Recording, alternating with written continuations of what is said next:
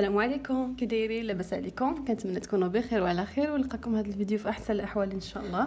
اليوم جيتكم فيديو جديد لاول مره على القناه ديالي، اللي غادي نشارككم فيه مجموعه ديال المشتريات اللي خديت من بعض المنتوجات الطبيعيه.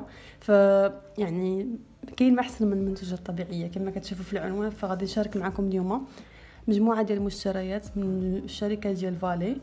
وبصراحه هاد المنتوجات هادو ما كيخطاونيش وما كيخطاوش بزاف ديال البنات. فغادي نبداو على بركه الله بلا ما نطول عليكم. الا كنتوا اول مره كتشوفوا القناه ديالي شاركوا في القناه، فعلوا الجرس باش يوصل لكم الجديد. نبداو على بركه الله.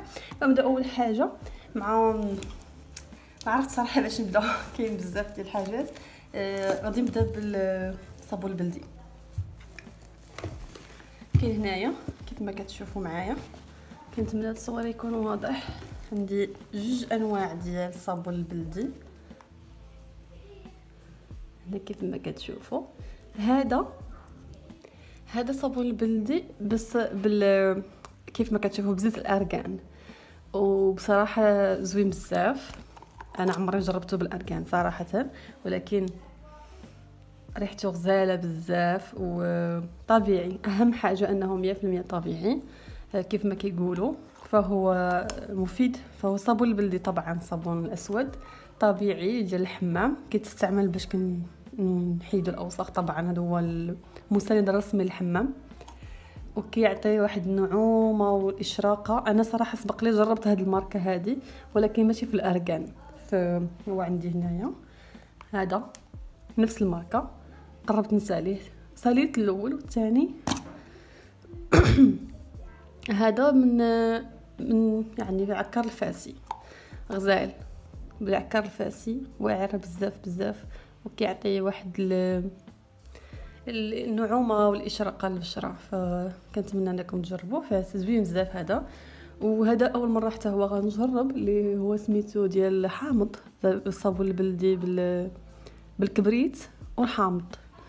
فاحنا كنعرفوا المنافع ديال الحامض اللي يعني طبيعي وكيعطي واحد النعومه حتى هو للبشره وكيبيض.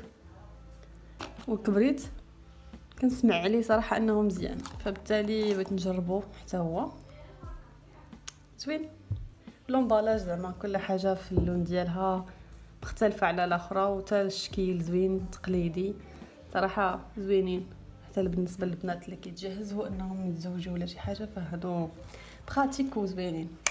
ودابا غندوزو من الصابون البلدي الكوماج. فهذا كوماج طبيعي بالخيار والالوي فيرا.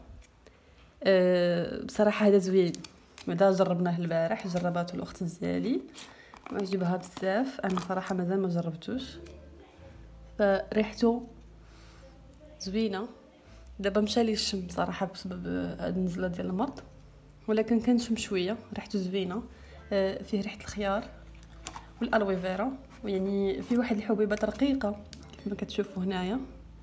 يعني الحبيبات كتعاون حرشه، يعني كتعاون باش كتنقي لنا الجلد ديالنا من الخلايا الميته. فانا مستعده انني نجربه، متحمسه انني نجربه بصراحه. ما كرهتش نجربه. داك الحبيبات اللي فيه طبيعيين وقيله، وكيعطي واحد لفي باينه زوين. والاخت ديالي قالت انه زوين صراحه. غادي نجربو ونرد عليكم الا بغيتو في لي كومونتير، قولوا لي. هنايا كاين واحد الزيت اللي غني طبعا على التعريف، زيت الارغان. بصراحه زوين بزاف. ارغان حنا كنعرفوا المنافع ديالو للبشره والشعر والجسم وكل شيء. وخديت هذه المره هذا مزيان. يعني طبعا لابو ديالي ساش بزاف، ناشفه، وحتى الشعر ديالي ناشف، وبالتالي هذا غادي ينفعني بزاف يعني باش نرطب الوجه ديالي وحتى الشعر. ودابا غادي ندوزو لواحد الحاجه اللي كنسمع عليها بزاف صراحه. الغسول ديال الودعه. الودعه معروفه بزاف بالمنافع ديالها للبشره، لانه كنسمع بزاف الناس اللي بحال مثلا العيالات اللي كيولدوا كينصحوهم باش يخدموا او باش يديروا لي ماسك ديال الودعه، لحقاش هو كيحيد الكلف، يعني كيحيد الكلف بالاستمراريه. طبعا اي حاجه لا بغيناها تعطي نتيجه فكتحتاج وقت، وهذا كيعطي نضاره وكيصلح جميع انواع البشره، كيصلح لجميع انواع ديال البشره كما كيقولوا هنايا. فهو غسيل ابيض، يعني الطين الابيض ومعاه الودعه مخلطين، فهذا يمكن تخدموا به دي ماسك. انا صراحه كيعجبني نديرو مع دانون سوس، يعني بشكل عام دانون سوس ديما كاين في لي ماسك ديالي، مره مع الشوفان مره مع اي حاجه اخرى. دابا ملي عندي الودعه ولا غسول بالودعه فغادي نبقى نستخدمه معاه ان شاء الله. ويعني كيف ما قالوا هو كيغذي وكيرطب وكيحمي، ان شاء الله يكون زوين. اللي مجرباه تقول لي في لي كومونتير واش زوين، واش كتنصح به الناس واش لا. بعدا انا الطين الابيض مجرباه، ولكن الودعه سمع بها انها مزيانه لابو ديال، يعني كتحيد البقع الداكنه وكتحيد بزاف ديال الحاجات.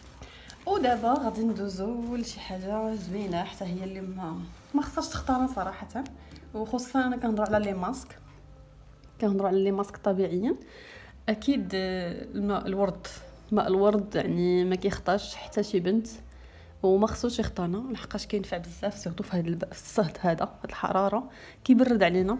كنديرو صراحه الوجه ديالي كنرشو، وكان يعني كي زوين بحال دابا كانت الحراره كتبين هنا ضد الحمى طبعا. وهذا انا كنتفق معاه 100%، لحقاش فاش كتكون السخانه طالعه ولا الحراره كنرش على وجهي واحد الرشيشات، وصراحه كينفعني بزاف، وكيعالج احمرار العينين، كيصالح للتجميل. طبعا كنقدروا نديروا به دي ماسك، بحال دابا انا نقدر نخلط غير الغسول ديال الودعه مع واحد الرشيشات ديال الماء ورد مقطر وصافي، وهذا هو الماسك ديالي. يعني ما احتاجش ندير لا دانون لا حتى شي حاجه مع الوصفه، فهذا كيتعتبر كافي. وهذا هو كيجي بجوج ديال لي زومبالاج، هذا شكل اخر ونفس مارك فالي، لا فالي بوتي هو لا فالي دو بوتي. فكاين هذا اللي كيجي بامبالاج كحل، وهذا بالبيض هو نفسه تقريبا نفسه، حتى المليلتر قد 200 مليلتر. وهادو صراحه فرحت بزاف ملي وصلوني البارح، وملي جاوني زعما السيده اللي جابتهم ليا من قلعه مكونه كنشكرها بزاف. وكان يعني كنشجعهم، يعني هاد الناس اللي كيصايبوا هاد الشيء ديال المواد التقليديه طبيعيه تبارك الله عليهم، حاجه بلديه وفي نفس الوقت كنعرفوا المكونات ديالها وصحيه. فكانت هذه المشتريات ديالي من لا مارك فالي ديال المنتوجات الطبيعيه المغربيه، وتشجيع على المنتوج المحلي. كنتمنى الفيديو كان يكون نال الاعجاب ديالكم. الى عجبكم ديروا لي لايك الفيديو، بارطاجيو مع لي زامي ديالكم باش ان شاء الله نكبروا القناه. ولا عندكم افكار على فيديوهات جديده اللي ممكن انني نقدمها، اقترحوا عليا في لي كومونتير باش ان شاء الله نشارك معكم كل جديد.